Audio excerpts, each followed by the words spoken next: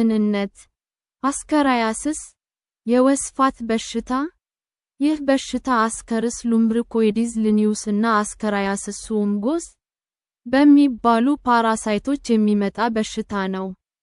ይህ በሽታ ትንሹ አንጀታችንን እና ሳምባችንን የሚያጠቃ በሽታ ነው። ሉምብሪኮይዲስ የሚባለው ፓራሳይት ርዝመቱ እስከ 40 ሳሜ ሊደርስ ይችላል። ውፍረቱ ደግሞ 6 ሚሜ ይደርሳል። ሴቷ ፓራሳይት ከወንዱ ፓራሳይት በመጠን ትበልጣለች። ይህ ፓራሳይት መልኩ ነጭ ወይንም ፒንክ ነው። ይህ ፓራሳይት በሁለቱም ጫፉ የሾለ ነው። ይህ በሽታ የሚተላለፈው በእነዚህ ፓራሳይቶች እንቁላል በተበከሉ ምግቦች፣ መጠጥና አፈር ነው። እንቁላሎቹ ወደ ትንሹ አንጀታችን ይገቡና ተፈልፍለው ወደ ላርቫ ይቀየራሉ። እነዚህ ላርቫዎች ደማችን ውስጥ ይገቡና ወደ ሳምባችን ይገባሉ። ሳምባችን ውስጥ ሲገቡ ከፍተኛ ሳልና ከባድ አተነፋፈስ ያስከትላሉ። እነዚህ ላርቫዎች ከሳምባችን ወደ ትንሹ አንጀታችን ይገቡና ብዙ እንቁላሎችን ይጥላሉ። በቀን እስከ 240,000 እንቁላሎችን ይጥላሉ። እነዚህ እንቁላሎች ከሰገራችን ጋር ይወጡና አፈር ውስጥ ይገባሉ። አፈር ውስጥ ለ2 ሳምንት ይቆዩና መፈልፈል ይጀምራሉ። ሂስትሪ የበሽታው አመጣጥ ታሪክ በ1683 ዓመተ ምህረት ኤድዋርድ ታይሶን የሚባል ተመራማሪ ስለ እነዚህ ፓራሳይቶች ጥናት አደረገ። በ1917 ዓመተ ምህረት ብሬቶን ራንሶም እና ዊንትሮፕ ፎስተር የሚባሉ ተመራማሪዎች የእነዚህን ፓራሳይቶች ሙሉ የህይወት ዑደታቸውን ማወቅ ቻሉ። በ1922 ዓመተ ምህረት ሽሜሱ ኮይኖ የሚባል ተመራማሪ ከወንድሙ ጋር ሆኖ እነዚህን ፓራሳይቶች የራሳቸው ሰውነት ውስጥ በማስገባት ፓራሳይቶቹ ሰው ላይ ሊያደርሱ የሚችሉትን ጉዳት ለማወቅ ሞከሩ። በዚህ ድፍረት የተሞላበት ምርምር ሽሜሱ ኮይኖ 2000 ሉምብሪኮይዲስ የሚባለውን ፓራሳይት እንቁላሉን ወደ ሆዱ በአፉ በኩል አስገባ። ወንድሙ ደግሞ 500 ሱም የሚባለውን ፓራሳይት ላርቫውን ወደ ሆዱ በአፉ በኩል አስገባ። ኮይኖ በጣም ታመመ፣ ነገር ግን መዳን ቻለ። ወንድሙ ብዙም የከፋ በሽታ ሳያጋጥመው ቀረ። በዚህ ምርምሩ ኮይኖ ይህ በሽታ መጀመሪያ ላይ የኒሞኒያ በሽታ ምልክቶችን የሚመስሉ ምልክቶች እንደሚያሳይ ያወቀ። ኤፒዲሚዮሎጂ በሽታው ያለባቸው ሀገሮች ከሁሉም የፓራሳይት ኢንፌክሽኖች ይህ በሽታ ዓለም ላይ ብዙ ሰዎች በማጥቃት አንደኛ ነው።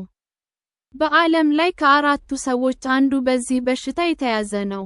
ይህ በሽታ ንጽህና በሌለበትና የሰው ሰገራ ለመሬት ማዳበሪያነት የሚውሉበት ቦታዎች ላይ በብዛት ይሰራጫል። ስለዚህ ይህ በሽታ በብዛት የሚገኘው ያላደጉ ሀገራት ውስጥ ነው። ሕፃናት በዚህ በሽታ ምክንያት መስተካከል የማይችል የመቀንጨር፣ የንጥረ ነገር እጦት ችግር ያጋጥማቸዋል። ሕፃናት ለዚህ በሽታ ይበልጥ ተጋላጭ ናቸው። በተጨማሪም በዚህ በሽታ ሲያዙ በሰውነታቸው ብዙ የዚህ በሽታ ፓራሳይቶች ይገኙባቸዋል። በየዓመቱ በዚህ በሽታ 10,000 ሰዎች ይሞታሉ። ወንዶች ከባህሪያቸው የተነሳ ለዚህ በሽታ ይበልጥ ተጋላጭ ናቸው።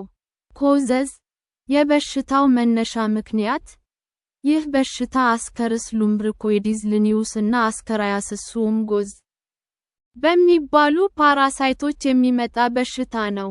ይህ በሽታ የሚተላለፈው በእነዚህ ፓራሳይቶች እንቁላል በተበከሉ ምግቦች፣ መጠጥና አፈር ነው። እንቁላሎቹ ወደ ትንሹ አንጀታችን ይገቡና ተፈልፍለው ወደ ላርቫ ይቀየራሉ። ሕፃናት በዚህ ፓራሳይት በተበከለ አፈር ሲጫወቱ ቆይተው እጃቸውን ወደ አፋቸው ሲያስነኩ ይህ ፓራሳይት ወደ ሆዳቸው ይገባል። ይህ በሽታ ከሰው ወደ ሰው ይተላለፋል። ሪስክ ፋክተርስ ለበሽታው ተጋላጭ የሆኑ ሰዎች በሞቃታማ ትሮፒካል እና ሰብትሮፒካል አካባቢዎች የሚኖሩ ሰዎች፣ ንጽህና የጎደላቸው አካባቢዎች የሚኖሩ ሰዎች፣ በትክክል ያልተጣሩ የሰው ሰገራዎችን ለማዳበሪያነት የሚጠቀሙ ሰዎች፣ ከ3 እስከ 8 ዓመት የሆናቸው ሕፃናት። ሲምፕቶምስ የበሽታው ምልክቶች በዚህ በሽታ የተያዙ ሰዎች ብዙ ጊዜ ምልክቶች አያሳዩም። ብዙ ጊዜ የዚህ በሽታ ምልክት ፓራሳይቱ ከሰገራችን ጋር ሲታይ ነው። አንዳንዴ አፋችን፣ አፍንጫችን እና የሰገራ መውጫችን ውስጥ ሊታይ ይችላል። እነዚህ ፓራሳይቶች አስከርስ ሉምብሪኮይድስ፣ ሊኒየስ እና አስከራያስስ ሱምጎስ ሳምባችን ውስጥ ሲገቡ የሚከተሉትን ምልክቶች ልናሳይ እንችላለን። ኮፈንግ ኦር ጋግንግ፣ ማሳል፣ ዊዝንግ ኦር ሾርትነስ ኦፍ ብሬት፣ የትንፋሽ መቆራረጥ፣ አስፐሬሽን ኑሞኒያ፣ ሬርሊ፣ ኒሞኒያ መከሰት፣ ብላዲን ሚውከስ፣ ምራቃችን፣ አክታችን ውስጥ ደም መታየት፣ ቼስት ዲስካምፈርት፣ ደረታችን ላይ ያለመመቸት ስሜት፣ ፊቨር፣ ትኩሳት። እነዚህ ፓራሳይቶች አስከርስ ሉምብሪኮይድስ፣ ሊኒየስ እና አስከራያስስ ሱምጎስ አንጀታችን ውስጥ ሲገቡ የሚከተሉትን ምልክቶች ልናሳይ እንችላለን። ማቅለሽለሽ፣ ማስታወክ፣ ተቅማጥ፣ የአንጀት መዘጋት። ይህ ህመምን እና ማስታወክን ያመጣል። የምግብ ፍላጎት መቀነስ። ሰገራችን ውስጥ ፓራሳይቶቹ ይታያሉ። የሆድ ህመም ወይንም አለመመቸት፣ ክብደት መቀነስ፣ ህፃናት ላይ የመቀንጨር፣ የንጥረ ነገር እጦት ችግር ያመጣል። ሰውነታችን ንጥረ ነገር ማጣት፣ ቀይ የደም ሴሎች ቁጥር ማነስ፣ የሰውነት እድገት መቀነስ በተለይ ህፃናት ላይ። ከዚህ በሽታ ጋር ተያይዘው የሚመጡ ውስብስብ የጤና ችግሮች የሚከተሉት ናቸው። እነዚህ ፓራሳይቶች በሰውነታችን ውስጥ በጣም ከበዙ፣ ይህ ሌሎች ውስብስብ የጤና ችግሮች ያስከትላል።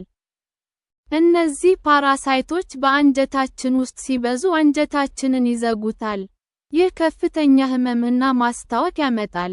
ይህ ሁኔታ ቶሎ ካልታከመ በጣም አደገኛ ነው። ከአንጀታችን ወደ ጉበት እና ጣፊያ የሚወስዱት ቱቦዎችም በእነዚህ ፓራሳይቶች ሊዘጉ ይችላሉ።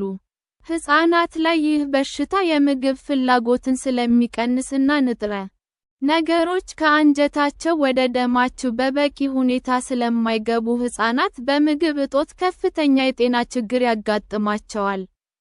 በተጨማሪም ህፃናት የአንጀታቸው መጠን ትንሽ ስለሆነ ለአንጀት መዘጋት ይበልጥ ተጋላጭ ናቸው። ዳያግኖሲስ አንድ ቴስት፣ የበሽታው ምርመራ፣ የሰገራ ምርመራ። ሴቷ ፓራሳይት በአንጀታችን ውስጥ እንቁላል ትጥላለች። እነዚህ እንቁላሎች ከሰገራችን ጋር ይወጣሉ። ሐኪማችን ሰገራችንን በመመርመር እነዚህ እንቁላሎችና ላርቫዎች መኖራቸውን ታረጋግጣለች። ነገር ግን እንቁላሎቹ በበሽታው በተያዝን ከ40 ቀናት ውስጥ ሰገራችን ውስጥ አይታዩም።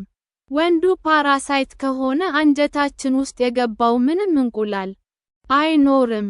የደም ምርመራ።